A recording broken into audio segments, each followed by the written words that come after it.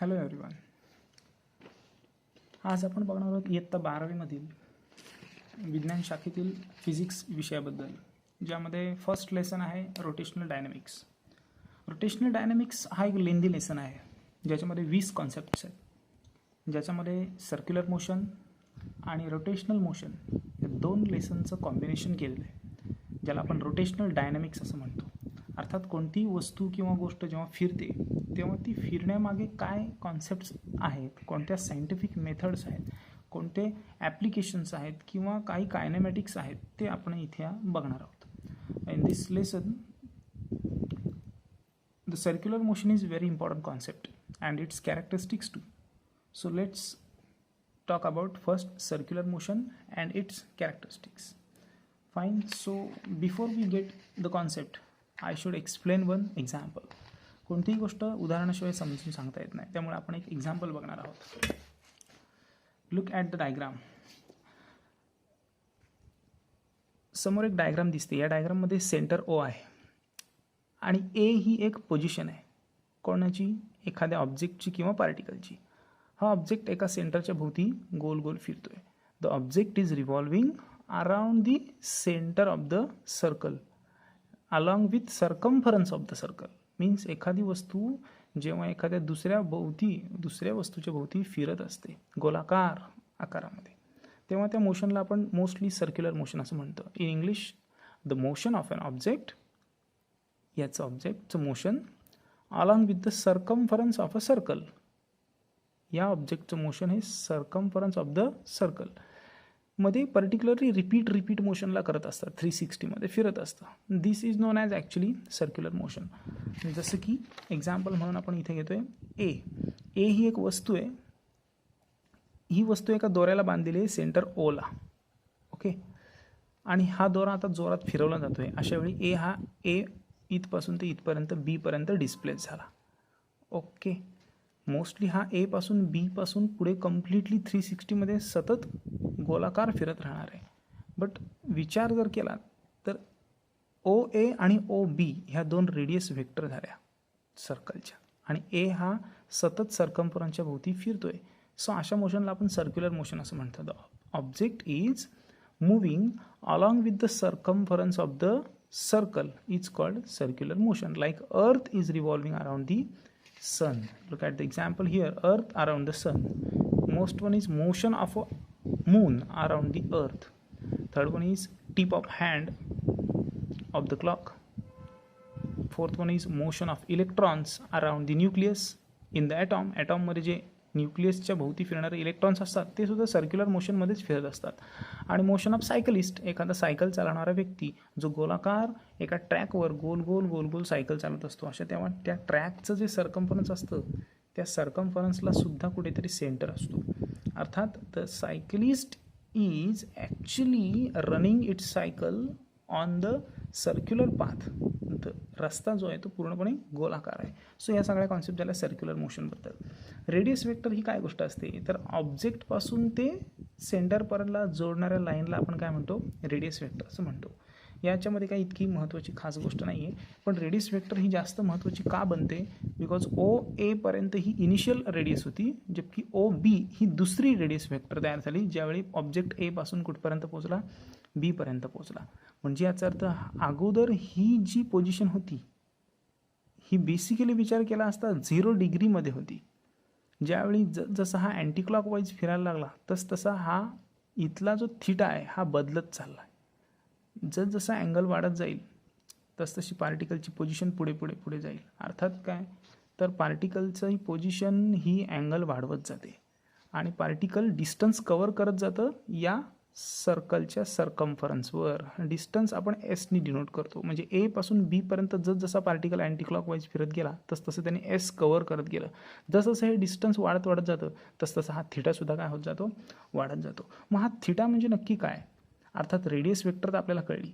दोन रेडियस वेक्टरच्या मधल्या अँगलला आपण काय म्हणतो?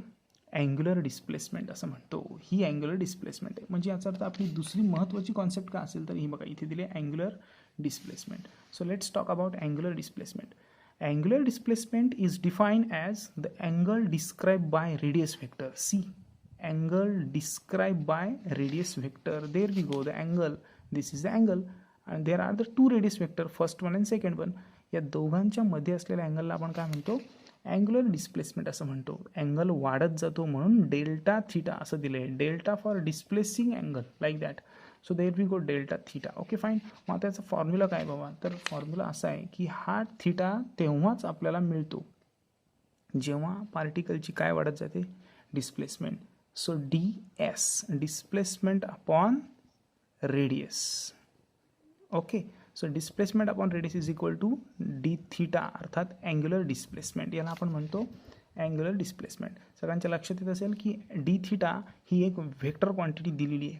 अर्थात काय, so d theta has a direction either clockwise or anti clockwise. So therefore see d theta अर्थात angular displacement is given by displacement upon radius, arc upon radius. Arc कोणता आहे, हा बघा आर्क आहे, arc A B d S upon r is equal to D theta. जर मी हा formula R डिव्हिजनचा मल्टिप्लायला नेला तर डी एसचा फॉर्म्युला साधी गोष्ट आहे, हा इकडचा इकडे आल्याच्यानंतर D theta into R. There we go, D theta into R is equal to D S. म्हणजे याचा आपण डिस्प्लेसमेंटही काढू शकतो लिनियरवाली आणि अँग्युलर डिस्प्लेसमेंटसुद्धा आपल्याला इथे मिळते. So this both are that kind of the thing. Angular displacement is a vector quantity and it's S I unit is radian. ही एक व्हेक्टर क्वांटिटी आहे बिकॉज त्याला डायरेक्शन आहे क्लॉकवाईज किंवा अँटी क्लॉकवाईज आणि तो रेडियनमध्ये मोजला जातो, डिग्रीमध्ये सुद्धा मोजला जातो. Okay fine. आणि त्याचे डायमेन्शन्स इथे M L T this all are the 0. It's a right hand rule dimensions. Fine. So let's now talk about angular velocity. What is angular velocity? Angular velocity सर्वात महत्त्वाची कॉन्सेप्ट आहे. Velocity दोन प्रकारच्या असतात, एक लिनियर वेलॉसिटी आणि एक angular velocity. Okay, तर अँग्युलर वेलॉसिटी म्हणजे काय, तर जो स्पीड अँगलजवळ असतो त्याला आपण ॲक्च्युली अँग्युलर वेलॉसिटी असं म्हणतो. Angular velocity is actually not stable for long time. Angular velocity is denoted by the letter omega. सीधी आणि साधी कॉन्सेप्ट आहे.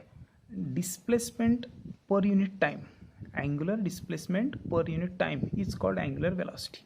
अगोदरच्या या फॉर्म्युला फक्त डी टीनी डिवाइड करायचं आहे, d theta upon D t. Angular displacement per unit time is called काय, अँग्युलर वेलॉसिटी. ही ओमेगाने दाखवली जाते आणि ही वेलॉसिटी असते ती या पार्टिकलची वेलॉसिटी असते, जितक्या स्पीडला तो फिरत असतो. Okay fine. ही अँग्युलर वेलॉसिटी. बघा, the rate of change of limiting angular displacement. लक्षात येते, जसजसा अँग्युलर डिस्प्लेसमेंट वाढत जाते कुणाच्या with respect to time is called angular velocity. साधी सिंपल डेफिनेशन आहे ज्याच्यामध्ये अगोदरच्या डेफिनेशनला फक्त टाईमने डिवाइड करायचं आहे. See angular displacement per unit what, time. So angular displacement कशाने दाखवली जाते, डी थीटानी and divided by काय, time per unit time. So d theta upon time is equal to angular velocity. So it is denoted by letter omega. So it's very simple formula. Omega is equal to d theta upon dt. Simply easy. These also right hand rule. Radian per second. Why? Because d theta आपण रेडियनमध्ये मोजतो आणि time आपण सेकंडमध्ये मोजतो. So rad per second is the SI unit of angular velocity. Same जसं की आपण पहिल्या डेफिनेशनला पर युनिट टाईम केलं तेव्हा आपल्याला दुसरी डेफिनेशन मिळाली. आता आपण दुसऱ्या डेफिनेशनला पर युनिट टाईम करणार आहोत तेव्हा आपल्याला तिसरी डेफिनेशन मिळाली ज्याला आपण अँग्युलर ॲसेलरेशन असं म्हणणार आहोत. So angular acceleration is denoted by letter alpha. Okay, so same definition आहे. The rate of change of limiting rate of change of असं म्हटलं तरी चालेल. The rate of change of limitations angular limiting angular velocity, this one limiting angular velocity again with respect to time. See the rate of change of limiting angular displacement per unit time. Angular displacement per unit time is equal to angular velocity and angular velocity per unit time is equal to angular acceleration denoted by letter alpha. So d omega upon dt is equal to alpha. So these are having a little bit different kind of the dimensions. Actually just we may think about it's going to be the radian per second. So there we go, radian per second upon second. So it means the radian per second square. So it should have been written as a rad per second square and there we go the dimension of m naught, l naught and t minus 2. So this is this very simple three of them all concept that I just would like to say to write the formulas of that. See d theta ds upon r, then angular velocity d omega which actually written as d theta upon dt, and as we know d alpha which is angular displacement, I mean angular acceleration, which is written by d omega upon dt. very simple ever interrelated 3 formulas are right now.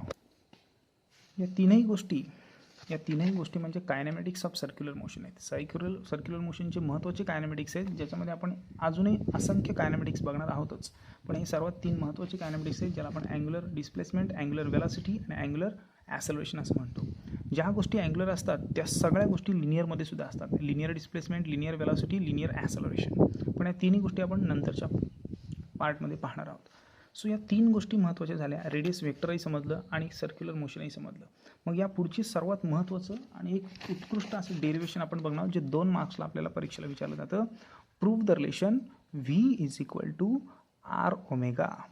हे relation आपल्याला proof करायला सांगतील. हे derivation आपल्याला फक्त 2 मार्क्सलाच परीक्षेला येतं. पण हे प्रूफ कसं करायचं, तर याचा जो क्वेश्चन असणार आहे, हा क्वेश्चन कोणत्या टाईपचा विचारला जातो हेही आपण बघणार आहोत. So before we get the question, we are just taking some introduction. V for velocity, R for radius, and omega for that you knows about it. Omega for angular velocity. Angular velocity, radius, and linear velocity. This is the linear velocity. This is angular velocity. And this is radius. या तिघांचं relation आहे हे असं आहे, पण ते proof करायचं आहे. So तर आपलं डेरिवेशन असं असणार आहे. Define the linear velocity derive the relation between linear velocity and angular velocity. असा एक सिंपल क्वेश्चन असणार आहे, जे आपल्याला प्रूफ करायचं आहे. V=R⍵.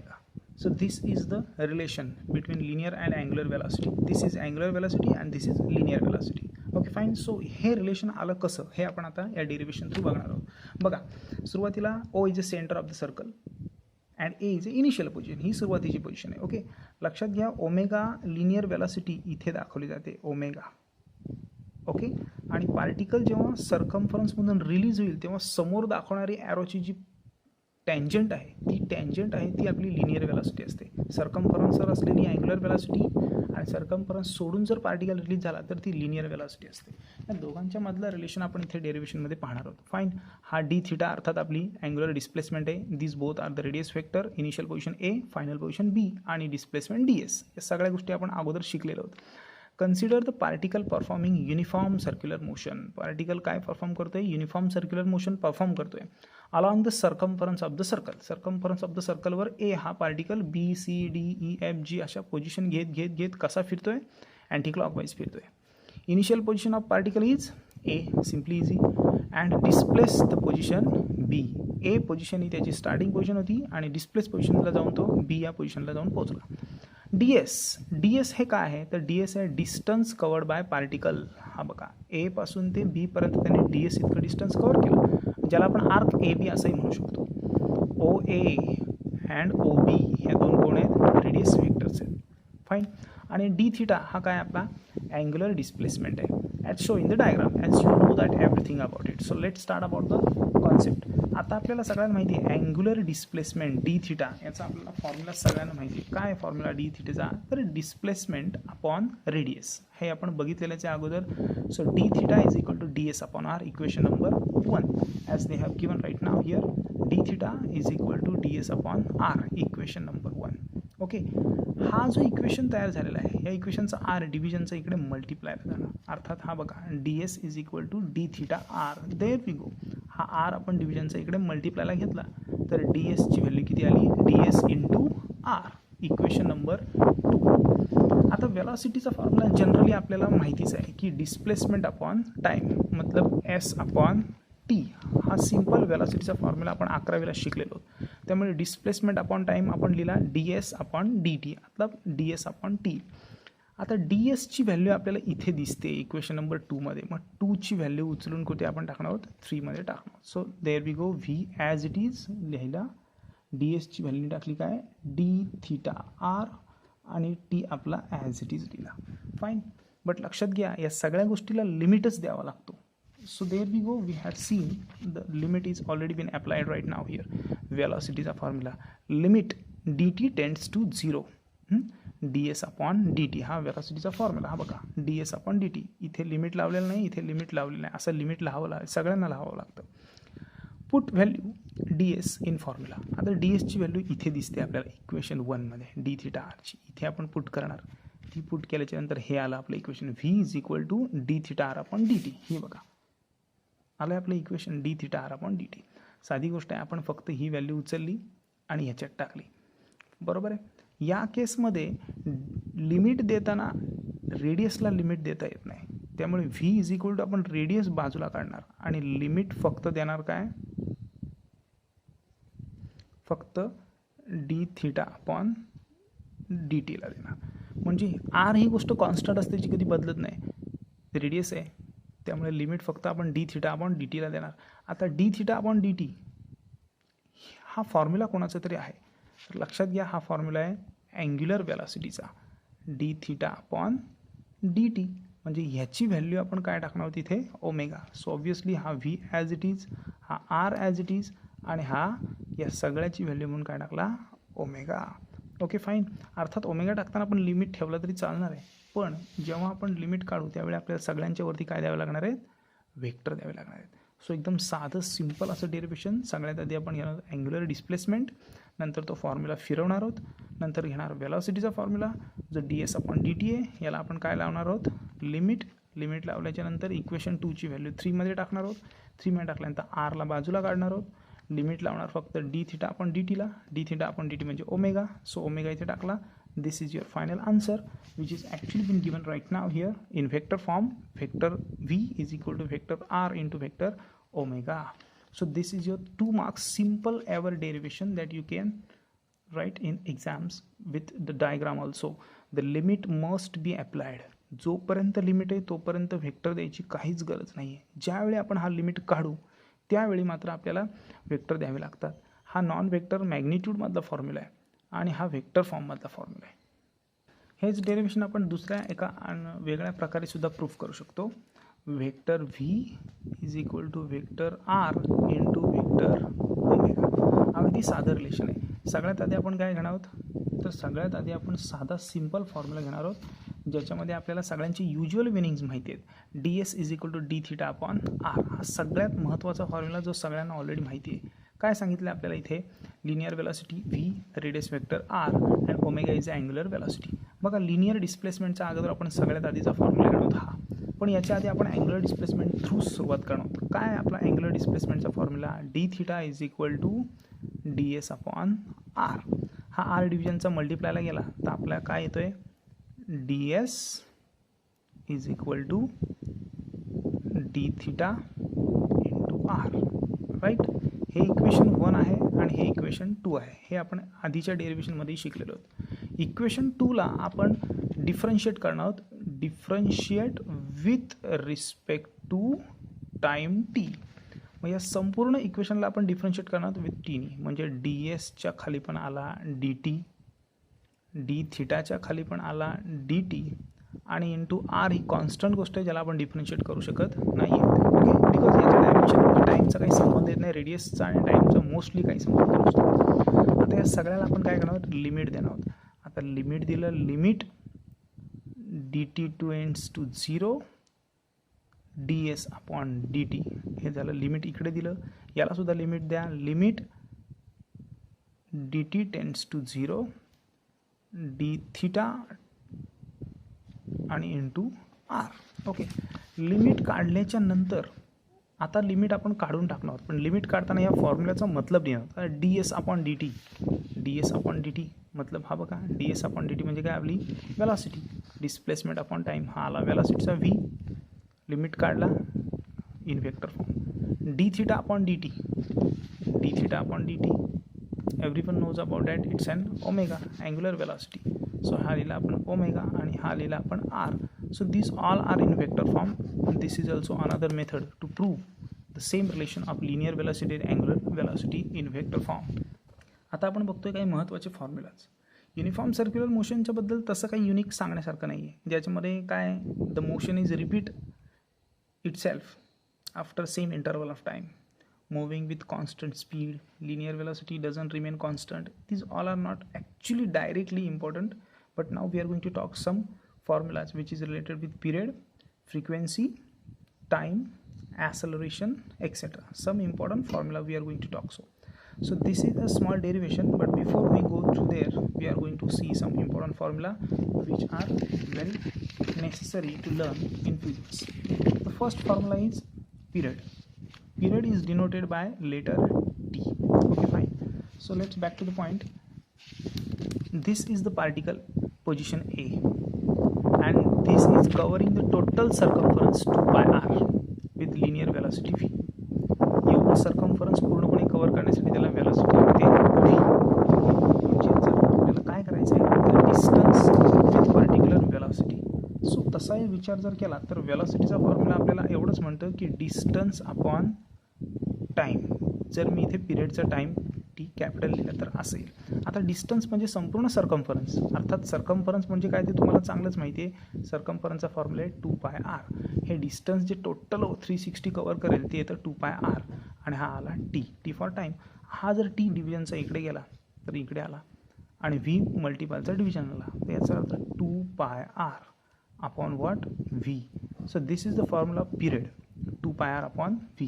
Very important formula. C. There we go. The time required to complete the one revolution is called period. Periodचा formula circumference upon linear velocity 2 pi r upon v. T is equal to 2 pi r upon v. जे आत्ताच आपण इथे शिकलो 2 pi r upon v. बरोबर आहे. 2 pi r upon v झाला. But आपल्याला व्हीचा आत्ताच आपण फॉर्म्युला शिकलो, v is equal to r omega. तसा विचार जर तुम्ही केला तर आत्ता आपण एक जे रिलेशन बघितलं लिनियर वेलॉसिटी आणि अँग्युलर वेलॉसिटीचं, जे असं आलं होतं जे की टीची व्हॅल्यू इथे 2 पाय आर अपॉन व्ही दिसते आणि व्हीची व्हॅल्यू जर काढली तर 2 पाय आर अपॉन टी मिळते. मग एक्झॅक्टली आपण काय करणार आहोत तर एक्झॅक्टली आपल्याला काय करावं लागेल, T is equal to 2 pi r upon V. तर व्हीची व्हॅल्यू आपण पुट करणार आहोत. सो बघा तर आपली व्हीची व्हॅल्यू काय आहे. सो ही जी व्हीची व्हॅल्यू आहे आर ओमेगा, ही आपण इथे व्हीच्या ठिकाणी टाकणार आहोत. सो बघा formula t is equal to 2 pi R आणि व्हीची व्हॅल्यू आपण काय टाकणार आहोत R omega. So R and R cancel, so the T remain as 2 pi upon omega. Right here. So पिरियडचा एक नवीन फॉर्म्युला आपल्याला मिळतो 2 पाय अपॉन ओमेगा. मग ओमेगाचा सुद्धा आपल्याला फॉर्म्युला मिळता येईल. ओमेगा इकडे न्या आणि टी खाली आणा. So obviously omega is equal to 2 pi upon t. There we go. 1, 2, 3 and 4. These all are the important formulas, and 5. These 5 formulas are available right here. T for time, again V for linear velocity. This is also time period formulas. हे दोन पिरियडचे फॉर्म्युले 2 pi r upon V. दुसरा formula 2 pi upon omega, आणि ओमेगाचा आत्ता formula आपण शोधून काढला 2 pi upon T. But सगळ्यात महत्त्वाची गोष्ट एक सांगायची वाटते की फ्रिक्वेन्सी ही काय गोष्ट असते. तर फ्रिक्वेन्सीबद्दल आपण बघणार आहोत. हे बघा इथे फ्रिक्वेन्सी दिली आहे n. A number of revolution perform by the body per second is called frequency. एक फेरी जर मारायला पर्टिक्युलर वेळ लागत असेल तर ती गोष्ट वेगळी, पण जर एका सेकंदात भरपूर फेरी मारल्या जात असतील तर त्या नंबर ऑफ रिव्हॉल्युशनला आपण फ्रिक्वेन्सी असं म्हणतो. साधी गोष्ट आहे, एखादा भुंगा एका सेकंदामध्ये किती वेळा पंख मारतो. एका सेकंदात जर तो 10 पंख मारत असेल तर ती त्याची फ्रिक्वेन्सी झाली. Number of revolution, number of movements in 1 second is called frequency. मग number of revolution perform by the body per second. मग आता बघा नंबर ऑफ रिव्हॉल्युशन एका सेकंदामध्ये जेवढे परफॉर्मन्स दिले जातात त्याला आपण फ्रिक्वेन्सी असं म्हणतो. मग साधी गोष्ट आहे, आपल्याला फ्रिक्वेन्सीचा एक फॉर्म्युला दिला आहे n is equal to 1 upon t. बघा आता इथे दिलं आहे n is equal to 1 upon t. हा फ्रिक्वेन्सीचा फॉर्म्युला एका सेकंदात, कळतंय ना, एका सेकंदात केलेले नंबर ऑफ परफॉर्मन्स.